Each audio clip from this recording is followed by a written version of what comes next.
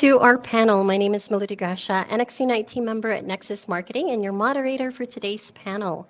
Today's panel topic is enhancing productivity, assessing fundraising team performance.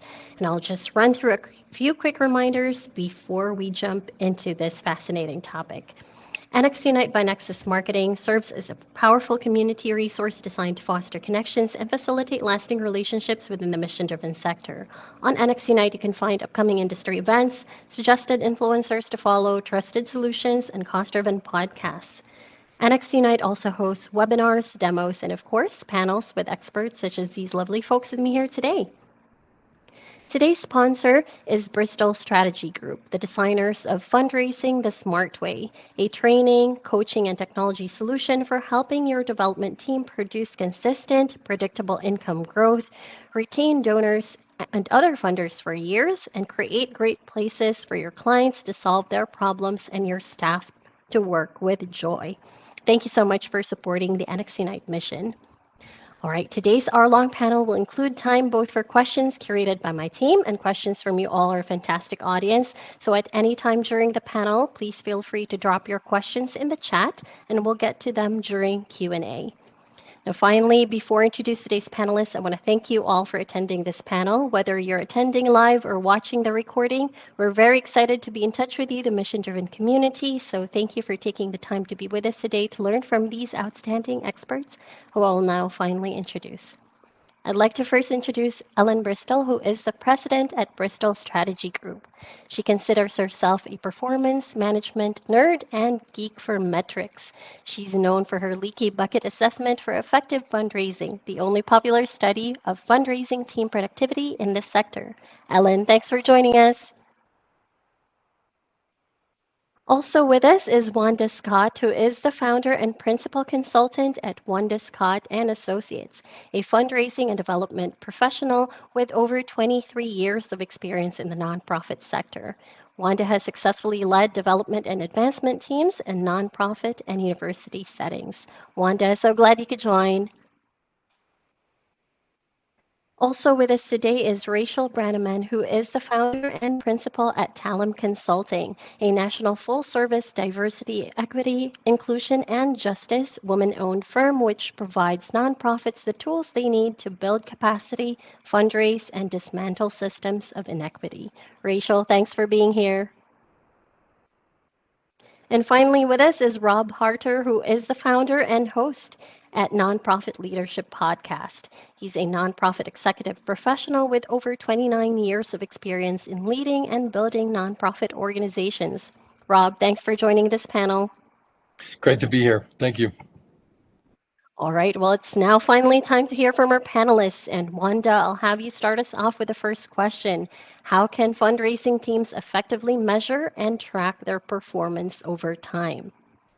Thank you. So I want to start this question, answer this question, and say something first before I get to the question.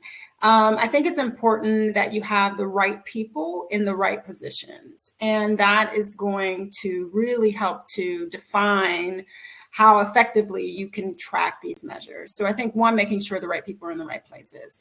Two is, what is not tracked or measure is not true or is not real, right? And so really making sure that there is a plan, that it's done at the very beginning of the year, our fiscal year, that it includes metrics, and goals, and that it's also included not only in your plan, but your performance view. And one of the things that I like to do with teams is that we are constantly measuring up against benchmarks.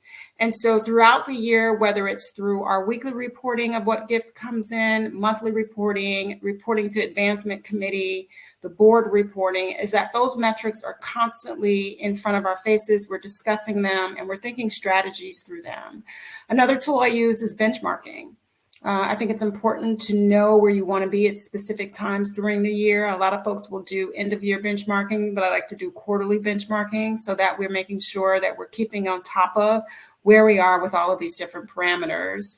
And another important part of it is, which kind of speaks to culture as well, is really taking time to acknowledge what these things we're tracking and measuring are, and then celebrating those wins. And so, you know, up against every conversation, we're talking about how we're, if one of the metrics is that we are looking to increase or retain our donors, our annual fund donors of a certain level, which we know there's a low retention rate around that. So how do we work towards that, and how do we keep it in front of ourselves? How do we celebrate the wins around that?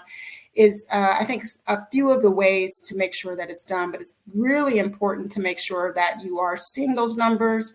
Those numbers are in front of you. They're on dashboards. They're on reports that are being discussed in terms of strategy meetings. They're always a part of the conversation. Is the only way that you will keep it in front of you and think about ways in which to address it and continue to hit those markers over time. Such great points. Thanks for starting us off, Wanda. All right, Ellen, over to you. Thoughts on how to effectively measure team performance? Well, Wanda, you made a great start here. I want to just add a few nuances. I absolutely agree with you. You can't manage it if you can't measure it. You can't improve it if you can't measure it. And what gets measured gets done. I came into the nonprofit sector after 20 years of experience in corporate sales. And I worked for very high-end, high-performing organizations. So I was a little confused when I first fell in love with the nonprofit sector, because I thought, wait a minute, where are the metrics? Where are the guardrails? Where are the guidelines? How do I know when I'm doing something good or going down a rabbit hole? So I made it my business to start studying performance management. And I think we run a risk of overusing trailing indicators, which is how much money did you or you or you or you or you bring in this minute, day, week, month, quarter, year. So I like to ensure that our teams start by measuring very early stage indicators. Are we talking to people who are right for us? Did we persuade those people to share their motivations for giving, and so on?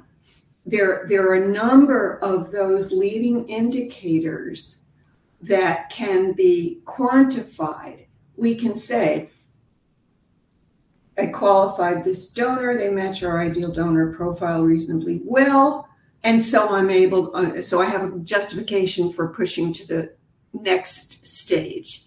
Because if you're going to lose them anyway, lose them early. Time's expensive and it's in very limited supply. I'm with you, Wanda. I also think, in addition to having KPIs for every stage of the of cultivation for larger gifts and larger grants and larger corporate sponsorships, you need to have a blanket set of key performance indicators that you can measure yourself against by the month or quarter, no less frequently than by the month, on a number of funders acquired, retained, and upgraded. Having that stuff documented really helps members of the fundraising team, I hope you all understand me, know what they're supposed to do next. I spent years in sales asking my boss, well, now what do I do? Now what do I do? Now what do I do? I got them to this point. Now what do I do? But if we've laid out a process and there are, milestones on the critical path between not a donor and a donor, then you know what to do next.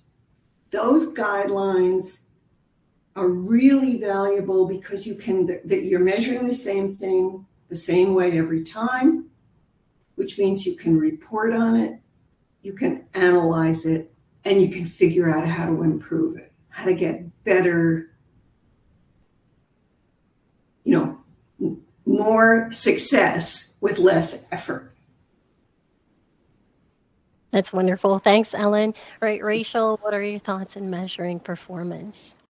Well, I took this from a slightly different angle around trust, because that's one of the things I talk to with my clients a lot. I work a lot with Black and Brown led organizations who are usually members of the community that they're serving. So, they're part of the community and wanting to make sure that there's a level of trust built between themselves and their community, but also between themselves and their donors. So, I strongly believe as part of this entire process, you also need to do trust surveys and identify, does trust exist between you and your board, between employees and their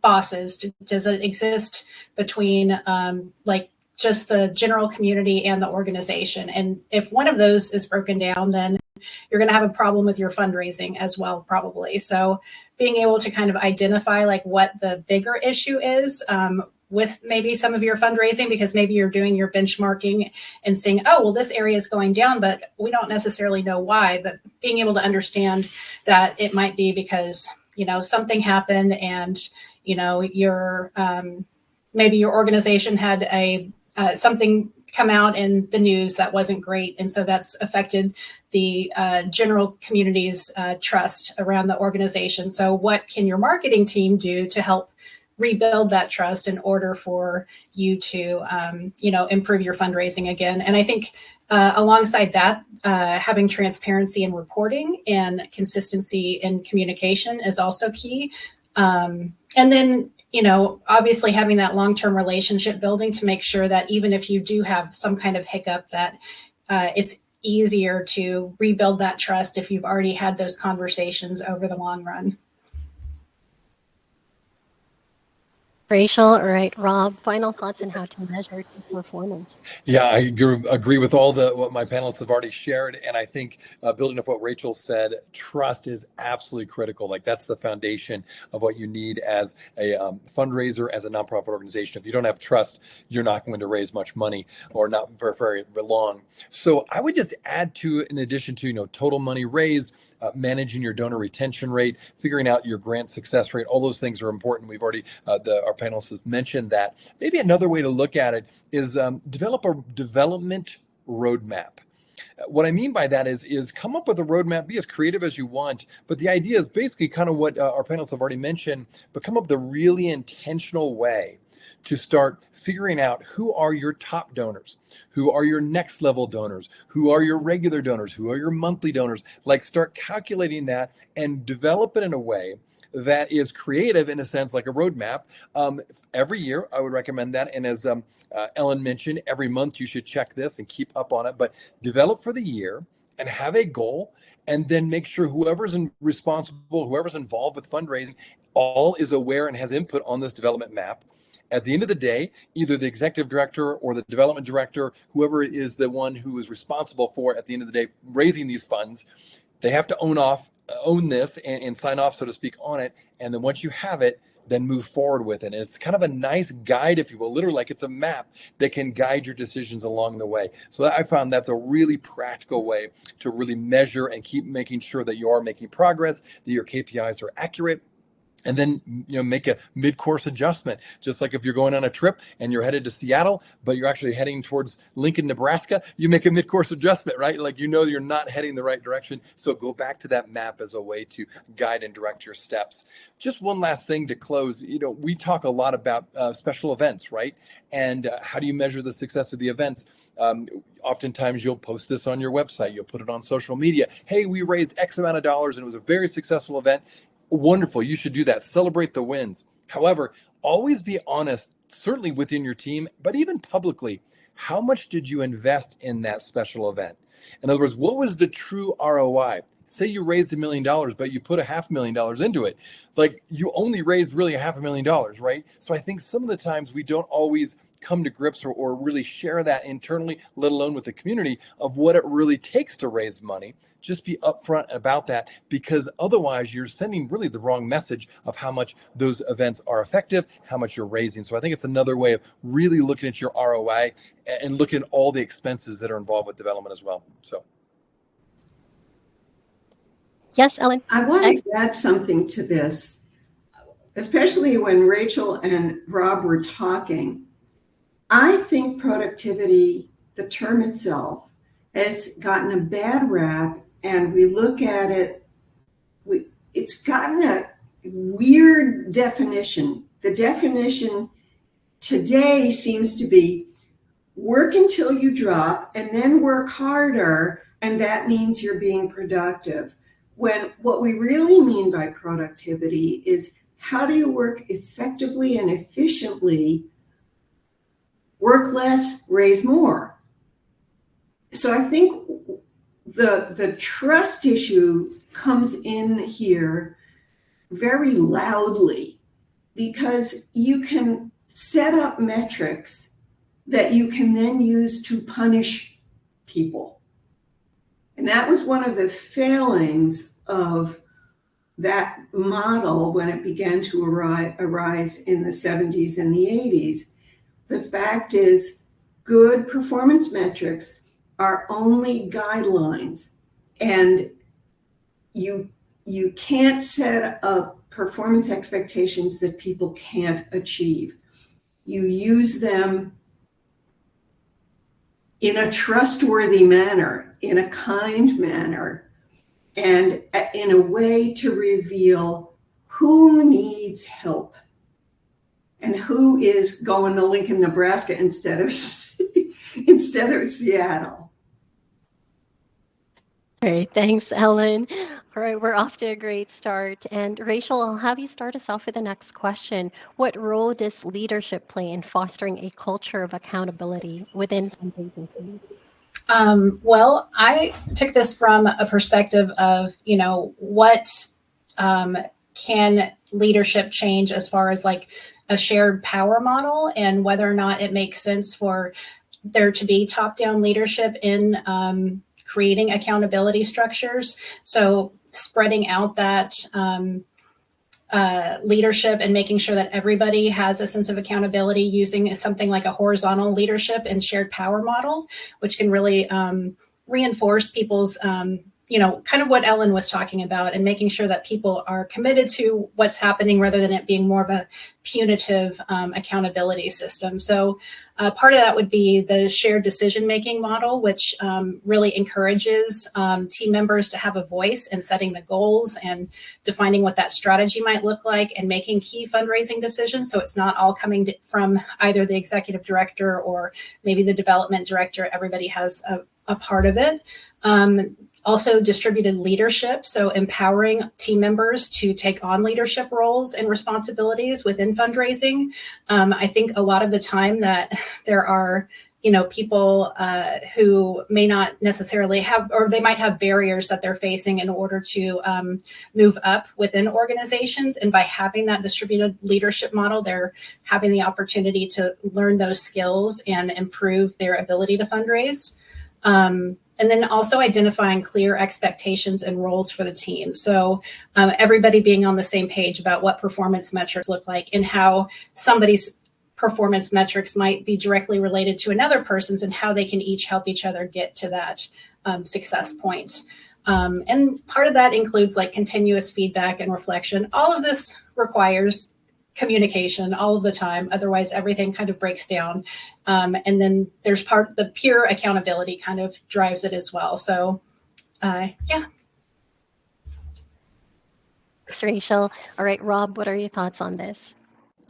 Yeah, I think this is such a good question. And I think leadership really sets the bar for this. Just like we talk about building trust with your donors, you build trust with your team when it comes to how you lead. And so, number one, I think if you're the leader, say you're the executive director of an organization, or if you're the head of the development department, you set the example by being accountable yourself. So, share your goals to the entire team and hold yourself accountable to them, right?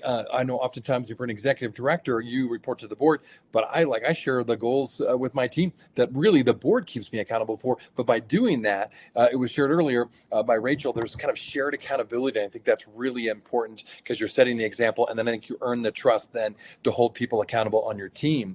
And then this is a phrase not original with me, but it stuck with me, is that when it comes to a staff, oftentimes people will not do what you expect, but what you inspect. And so what I mean by that is what you actually going to lean in and measure, and you're going to say, okay, tell me more about your goals. Did you meet those goals? You actually follow through, as opposed to just, well, I assume they're doing great, I expect you to do it, and I'll check in 6 months. Like, no, people will not do them most often unless they know you're actually going to, quote, inspect. Now, I'll say this, with that being the truth, I think that's just people, human nature. I don't want leaders to get the message that you have to be, over there looking over their shoulders, like Ellen was talking about. You don't want to create a culture where you're like trying to get them making a mistake. You want to create a culture of trust. But part of that trust is, hey, I am going to follow up on the goals you've set, not because I'm trying to look over your shoulders, but because we want the success of this organization. And let's do this together. You can ask me about my goals, and I want to ask you about your goals. And so there's this mutual accountability. And so you can both create a culture of trust and keep people accountable by checking in on their goals to see if they're really meeting them. Those are not mutually exclusive. So I think by setting that example, by providing mutual accountability, I think you're going to be able to really find that balance of both creating that culture of trust and actually achieve the goals you set out to do. Love that. Thanks, Rob. All right, Ellen, over to you. What would you like to add here?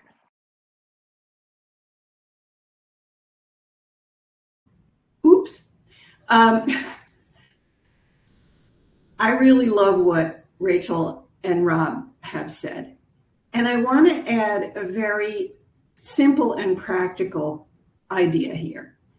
Accountability is one of those terms like productivity that's really easy to morph into flog the crew until morale improves. And we don't want to do that.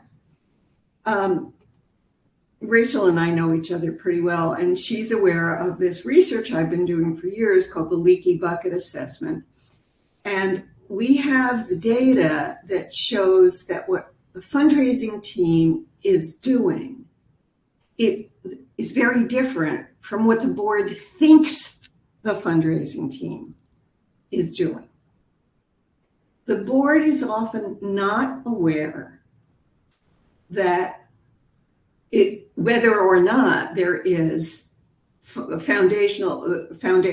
or not there are foundational elements that guide the fundraising team, such as understanding the value proposition, having clearly defined ideal donor profiles, and having this series of key performance metrics and other performance measurements that we've been discussing. And I think there's a reason for that. I think far too many boards, I don't want to be universal here, but far too many boards are provided with backwards viewing financial reports. They get a copy of the financial statement, how much money came in, how much money went out, and that's about it. And then maybe once in a while, somebody from the fundraising department comes in and says, well, anecdote positive, anecdote negative, anecdote positive, anecdote negative. And I've never understood why the board isn't provided with a forecast. It's not hard to do. Why the board isn't told, this is what our ideal donor, grantor, or corporate sponsor looks like. These are the tools we use to attract people who are more qualified, better candidates. And if we had the kind of shared leadership and horizontal leadership and representative leadership in a culturally competent way, we'd all be focused outward on what the mission is and whether we collectively are funding the mission appropriately. So the simple thing here is, oh, for heaven's sake, include a forecast in your reporting to the board and to senior leadership, because they're often not in alignment with what's actually going on in the fundraising team. Thanks, Ellen. All right, Wanda, how can leaders encourage a culture of accountability? Yeah, a lot has been said, so I don't need to repeat what has been said, but I am getting a little focused in on the word culture. And there has to be, and I know that Rachel mentioned this about shared kind of leadership, but there really has to be shared values. And how do we, as an organization, as leaders enact those values? And accountability is, being accountable to others, taking ownership around fundraising. So it's not seen as separate from the work that anyone does in the organization, even the board, that it's a part, we own this as an organization, as a body, and our culture tells us that we treat each other with respect. So we don't get this kind of top-down pushing goals that are many times or could be unrealistic or unsubstantiated, that we aren't looking at our fundraising staff as a machine, but as individuals who are dealing with human beings who are not controllable, right? And fundraising is one of the fields where we have very minimal control over how, if folks will give or not, right? We can only do so much. People have, decisions and they make choices. So I think this idea of focusing on a culture and really dealing with how we share, how we enact our values through the way that we respond to folks in fundraising, the way that we treat fundraising as a function of the organization and a necessary function, and it actually fuels our mission. And so I think thinking about like just the idea of shared values and what a culture means and what it means to be a part of a culture and how you hold each other accountable and the ways in which you do that are really important. Thanks, Wanda. All right, very quickly, I'd like to remind our live audience to start submitting your questions at any time so we can address the topics that are relevant to you and your team. All right, here's our next question. And Ellen, I'll have you start us off with this one. How do you balance setting ambitious fundraising goals with ensuring that they're attainable and realistic?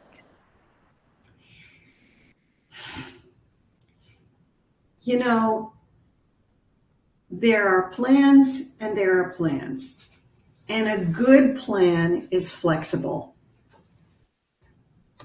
I see two things that both make me unhappy. One is, oh, you did so well, let's punish you by raising your performance expectations. Lucky you. And the other is, we don't know how to plan financially, so let's just raise our budget by 10%. There's no thinking, no discussion going on in either of those models. Wait a minute, what was the question? Because I'm getting lost. Sorry, the question was, how do you balance setting ambitious fundraising goals? Yeah. Okay, so the first is to understand the organization's capacity to raise money. And to think, there are some years you don't need to raise more money, you just need to work internally more effectively with the money you have to raise. What I started out to say when I was saying something about plans is nobody's looking over your shoulder if you decide, if you set such and such an ambitious goal and you discover that it's unrealistic. You set your goal unrealistically high. You should adjust your goals downward. I am not a fan of the concept of the stretch goal because I think asking people to do A, but we really want you to do B, is a setup for failure. And if people discover that they can outperform their goals, that's just fine. Maybe that's a way for us to learn that it is okay for us at this point in our organization's evolution to set more ambitious goals. But I think goal setting requires a great deal of thought and internal shared conversation between programming and how much money we need to have in order to achieve mission impact. That was a non-answer. Thanks, Ellen. All right, Wanda, what are your tips in setting fundraising goals? Yeah, this is a great question because I am currently right in the middle of doing this, doing projections and doing budget for 3 years out. And I think, all fundraisers if they've managed departments, have had to really manage expectations around fundraising. And I think an important way to kind of, I call it backup or rationale, is to really think about, what has been the trends, right? These are very basic things, but just want to go over them. What have been the trends with your organization?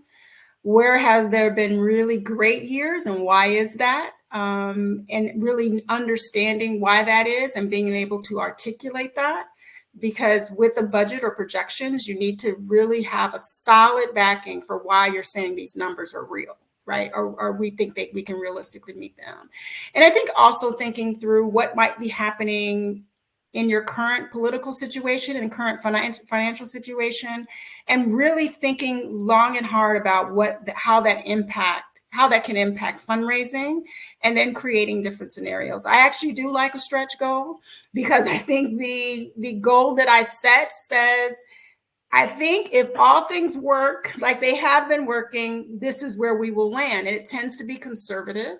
But then the stretch is, because we have been managing our prospects well, we have been cultivating those relationships, we have some folks that we'd like to solicit this year. If they come in at the number we think, this is where I think that stretch will be, right? And most time the board pushes back because they want me to make the stretch goal the minimum goal and go somewhere else, right? And so I think it really is having your information. So taking time, and it takes a lot of time to do this, but sitting down, if you have to, shut the door, turn off whatever to be able to do this, but really looking through the data you have and having conversations before you submit those numbers, really with whoever you report directly to, your advancement chair, really talking through realistically where you'd be. So I think, as you have your information, you're able to communicate that you avoid feeling pressured, because we're not talking about pressure, but there's pressure to make these goals meet budget downfalls or whatever, market downfalls. There really is a pressure around that. But I always encourage people, have your rationale. And that way you balance it by facts, by data. And if, there's a push against that, that's out of your control. But I really feel like, know your information, that's why it's important to manage your prospects really well, so that you can say, this is what I think we have kind of if we're able to pursue these candidates or foundations or whatever. So that's the way I've managed it. That's why I'm managing it now in the midst of doing this. And because of really good communication, I feel like I'm getting people to come along with me. So that would be my advice. Thanks for sharing, Wanda. All right, Rob, what are your thoughts when it comes to goal setting? Yeah, I'm so glad you asked this question. I think it's a really good one. Just a couple of stats for people. This just to show how difficult this is. Talking about pressure, as Wanda said, it's true. There's been a couple of reports that have come out for 2022. Giving to nonprofits from corporations and foundations has dropped by over 10%. And for individuals, it's dropped by over 13%. That was 2022. So I don't know what the numbers are in 2023, but everything I've heard, it's actually continuing to go down. So all that to say, it's a real issue. And so I think there's a good, I appreciate what both Ellen and Juan have mentioned. We don't want to put undue pressure on people because the reality is it's difficult out there to raise funds right now. I think a lot of people responded during COVID and just gave a lot of money, and now people are pulling back. There's a lot of struggles in the economy. The cost of everything is going up with inflation. So there's just a lot of challenges I think that we have to deal with it. Now, having said that, I am a little bit more on Wanda's side. If you want to say we'll pick a side in that, I'm a believer in stretch goals too. But here's maybe one way to address what Ellen's concerned about, because I think she brings up a valid concern. One way to do it is that maybe have 3 different ways and have your regular goal. And then here's the stretch goal for the very same reasons that Wanda mentioned. As long as you have data to back it up and say, I think we could do this. Here's why. Here's my data. And then 3, have a shoot for the moon goal. Now, the reason I share that is this is maybe one you don't share with your board or even maybe your team. It's a private goal to yourself that if certain things work out, you've got to shoot the moon goal, and wouldn't it be incredible to under promise and over deliver? And that's just maybe a private motivation you have for yourself. So having said that, if you do that, the way I think you can get around some of the concerns that Ellen mentioned, as long as you share this and there's a culture of trust, and your board understands this when you share both the regular kind of normal goal, if you will, and then the stretch goal, as long as you celebrate both of them as wins for the organization, then I think you can avoid what Ellen's trying to get to, where there's all this pressure, because both of them are great goals. It just, why not let's try to at least at the very minimum hit this regular goal that you're setting for yourself. But boy, if you can have a stretch goal and you hit that too, have a way to celebrate that too. So as long as you celebrate them both, I think you can get away with that. And then if you have a personal goal that shoot the moon and somehow it comes out and it actually happens, come up with a way to celebrate that one too. And because that's just a great way to motivate everybody on your team, regardless of what your role is and how big your team is. I think that's a great thing to celebrate as a whole team. So there's just a couple other ideas I'd add to the mix. Thanks, Rob. All right, Rachel, final thoughts on setting fundraising goals. Kind of along what Rob was just talking about as far as considering external factors. I think when you look at it from a community-centric approach, and think about like, okay, how are those external factors impacting like certain communities, and who has more capacity to give than others? What kind of cultural competency support do you need to provide to your fundraisers? And does that mean co-creating fundraising strategies with like stakeholders who are members of the community, who better understand what's happening in their own communities and who can help you devise plans based off of that? It could be tailoring your communications and outreach to different community groups based off of, who you've reached in the past versus who you also want to reach in the future.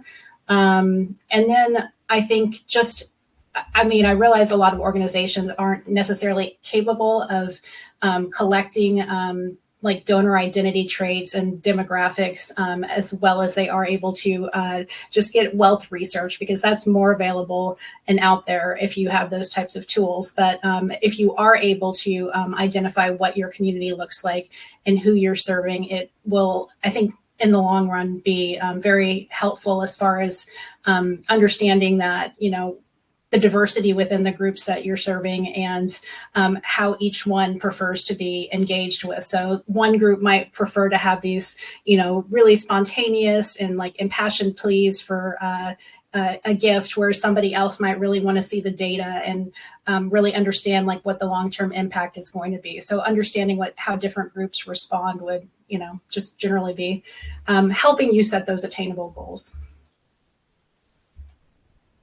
Thanks, Rachel. All right, Rob, here's our next question. What are some effective strategies for providing ongoing support and mentorship to fundraising team members? Yeah, I would say a couple things. First of all, I would really get to know your team well. because everyone responds a bit differently and everyone learns a bit differently. And so for some, maybe your team member really loves to read books, and give that person lots of books to read on fundraising. Maybe they're really good about listening and their learning style is to listen. So there's the great thing, there's tons of podcasts out there, you can listen to, and there's lots of good resources out there. Maybe it's a mastermind class. There's a lot more now coming out. There's conferences you can attend. So try to figure out what is the best learning tool for your team member, and offer one, maybe multiple ones, maybe all of those, but make sure it works for them. Don't assume that, well, I like books, so you need to read this book and you're going to be an expert. Figure out what they're going to really thrive on to become a better fundraiser. Another one, though, I think you cannot, no matter what their learning style is, that one of the best ways is one-on-one, and actually showing them how to do it. So in other words, bringing them with a donor ask. Or for example, just recently, last week, I had a call with one of our big donors, and I brought one of our staff members on who just a bit of her role is fundraising, because a little bit of side note, one of the goals we're trying to do is create a culture of fundraisers. Rather than just having all the pressure on one development person in the organization, try to create a culture of fundraising that everyone can fundraise at some level. And so in this case, this person is doing a little bit of fundraising. So I just included her on the call because it did relate to her specific department, which is our mental health and counseling service department. And so she was on the call, and she really enjoyed it, by the way. She was really a natural. She's actually naturally pretty good at it. So giving an example, actually bringing people along, shadowing you if you're the primary fundraiser on your team, show them how to do it by actually bringing them with you.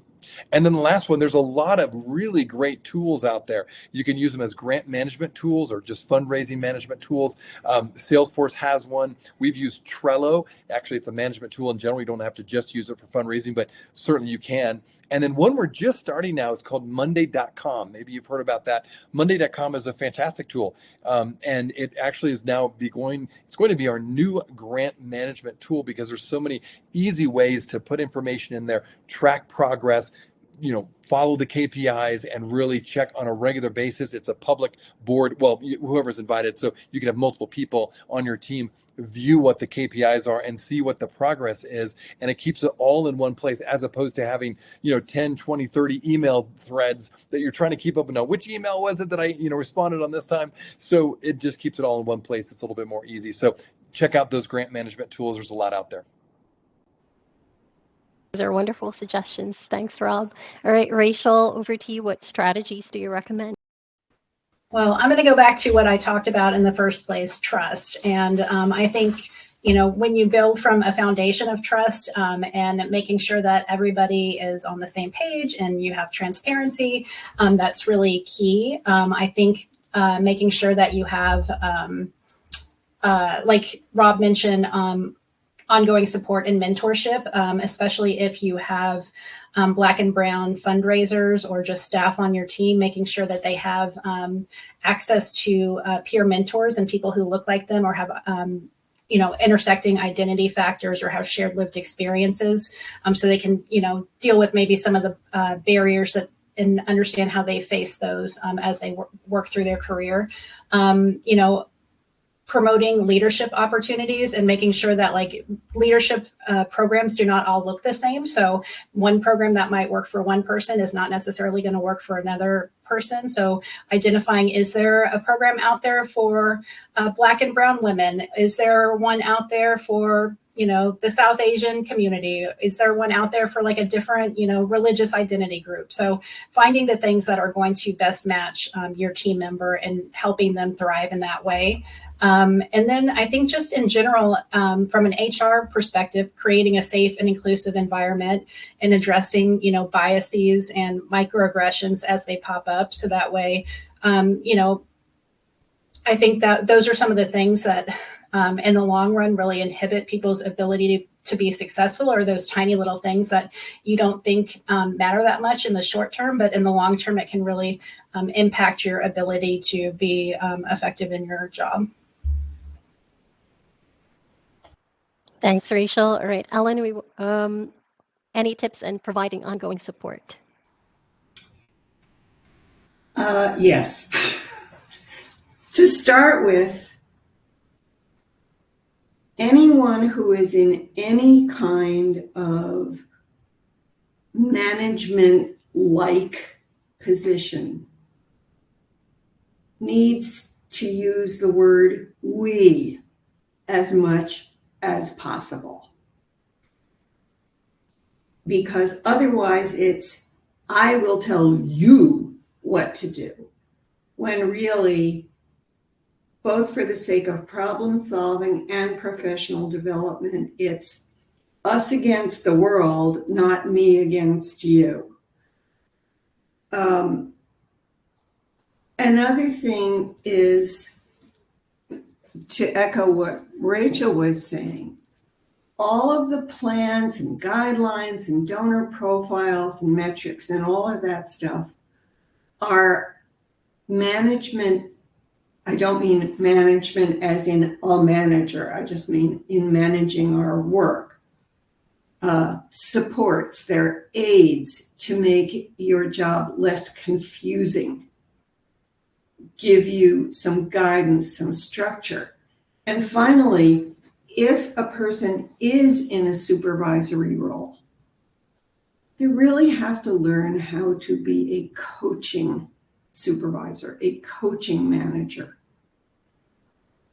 And that goes all the way up to the top. If we're going to use the somewhat hierarchical model that the board has one employee, the CEO, then the board's job is to ensure that the CEO has no obstacles to their success, and so on down the line. So I think everything comes down to not only trust, but something Patrick Lencioni talks about in his wonderful book, The 5 Dysfunctions of a Team, and that is vulnerability. You cannot be trustworthy unless you're also willing to be vulnerable. There's a lot that goes into this. There's much too much to discuss in an hour, but I think recognizing that everybody who's working in or volunteering in a nonprofit organization is focused on the mission and not focused on making life difficult for the rest of the team. I don't know how else to put it. Thanks, Ellen. All right, Wanda, what would you like to add here? Yeah, a lot has been said. So let me see if I can pick out something that I think is really important. So mentorship and potentially sponsorship, being a sponsor, are very different things. And I think for me, the relationships that I develop with my teams, I try to move from mentoring to real sponsors, especially for people of color and women of color, particularly, or either people who might be trans, or non-binary, because those communities and individuals, as myself, will continue to deal with all of the things that are set in place that don't necessarily nurture their development or their success. And so I think for me, not only just, providing opportunities for them to learn more, to be exposed to more, I try to explain what I'm doing to the assistant development person all the way up to the senior person on my team, so that we all have an understanding of why am I asking you to do this a specific way, and so that you understand fundraising from more than just the part that you plug in. And I think it's also really important to think about your role, especially those of us who who exist in a body that deals with a lot of discrimination. I think also it's important to see your role as an opportunity to open doors beyond when they're working for you, and when they're working for you as well. And so I have had a commitment to that over the years, to do that for folks who work for me. I work with a lot of women typically. And so I try to be as helpful as I can in that. But then lastly, I will say there are so many networking opportunities out here for folks. There's so many cohorts. AFP has all across the country has different things for people to plug into. There are folks that are, there's groups that are affinity groups. And so I think also asking the person to step into that, what is it that you need in this role, as well, because I can identify some skills, but there may be some other things they want to do. And lastly, I also always ask my folks, what do you want to do in 5 years? And that was asked to me early in my career, and I never forgot it. And I think it's really helpful because then you can set them up to be able to reach whatever those goals are. So it's not always about my team and what we're doing. It's about where do you see yourself in 5 years, and how do we work together as long as you're here and maybe beyond to help you get there. Thanks, Wanda. All right, we're jumping into the questions we received from the audience. Thank you so much for sending your questions. Rob, I'll have you start us off with the first question. I have a specific question about KPIs for tracking retained donors. Do you count the number of donors that renewed that month, or are you keeping a running total of the active or current donors? Additionally, do you track all donors in the KPIs or just donors at a certain giving level? That's a good question. So yes to all the above. No. So I would do a couple of things. I do think going back to the development roadmap, just because it's such a helpful tool that we've used, I would, yes, track all your donors in your KPIs using that development roadmap. And so you have different levels. And so you have some of your top donors that you have, obviously, potential donors and existing donors. You want to retain the existing one, but you also hopefully get some new donors. I think you can track both without too much trouble if you have a development roadmap. So I do think then the first question, do you track each month? Yeah, I think that's a good way to start. So have a goal for the whole year. Number one, a financial goal, a total goal, and then you break them into different levels for your top donors, then say your mid-level donors, then your regular donors, and then maybe your just everyday donors. However you want to word it, you can come up with the different levels. But why that's important is because depending on how big of a staff you have, when it comes to tracking every month, you want to make sure some of your large donors are having the attention they need simply because they have such a big impact. At the same time, you never want to forget those people that are giving every month, perhaps, $25 a month, $50 a month. So I feel like by having a development roadmap that matches all of those levels, you're not going to forget anybody. And so that's why I would say, yes, you should track all of those. Start with once a month, but I think you can definitely track a retention per month. Like, for example, grants often give on a regular pattern, like in the same month every year, for example, or some people have a foundation and they typically give every June. So I think some things that are relevant to that month, yes. Also for your team, it's good to start tracking your progress, but you certainly want to look at your fiscal year for when it comes to your overall goals, because sometimes people do give at different times, right? I have people that give, in 1 month, and then the next year they give 3 months after what they did before. And you should have that in your development roadmap. Typically often if you have the information, there's tools out there that can show you what month they typically give, right? So by giving all that information, having that in your development roadmap, I think you can track all those things without, again, being too cumbersome. So hopefully that answers your question. Let me know if that gets to it. Thanks, Rob. Yeah. Anyone else want to add to that? Yes, Ellen? Yeah, if you're tracking stages of cultivation, though you should only be tracking stages of cultivation above a certain dollar amount for the donor, because it's not practical to track somebody who's going to make one gift in their lifetime of $5, right? So the annual fund stuff, you keep track, you can get reports from your CRM on whether they gave or not, but you're not tracking them through the longer process of winning a significant investment, for lack of a better term. But I agree with everything else you said, Rob. I just wanted to add that nuance. Thanks, Ellen. Wanda and Rachel, anything you want to add here? Otherwise, we'll move on to our next question. All right. Wanda, I'll have you start us off this question. What has been your average time frame for evaluating data when developing strategies and goals for an annual fund development plan? Yeah, it depends on how good that data is.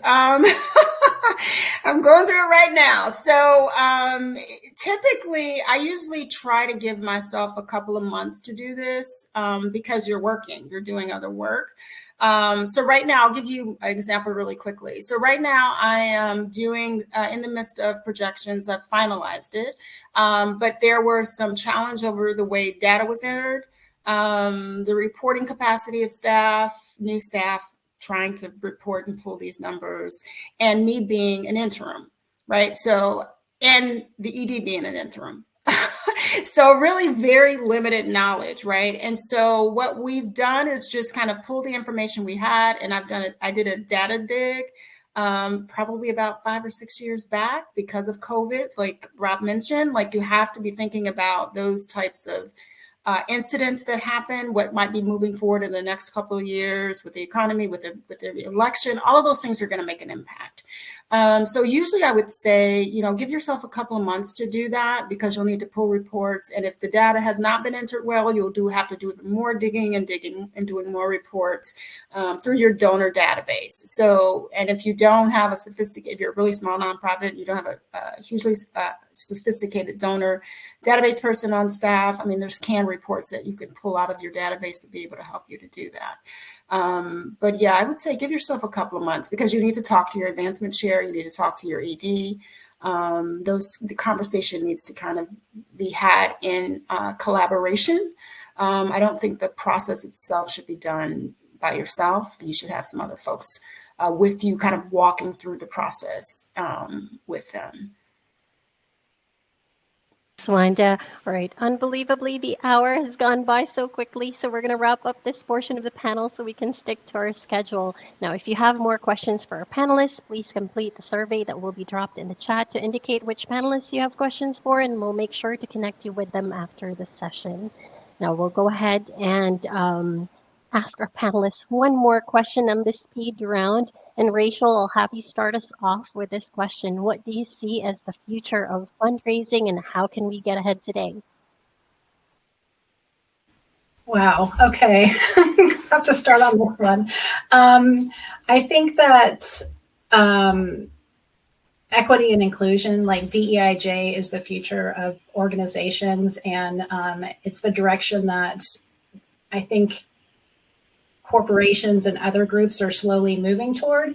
And I think nonprofits have an opportunity here to take the lead and show like what that can look like and the positive impact of having that as part of your model and making it part of a successful framework.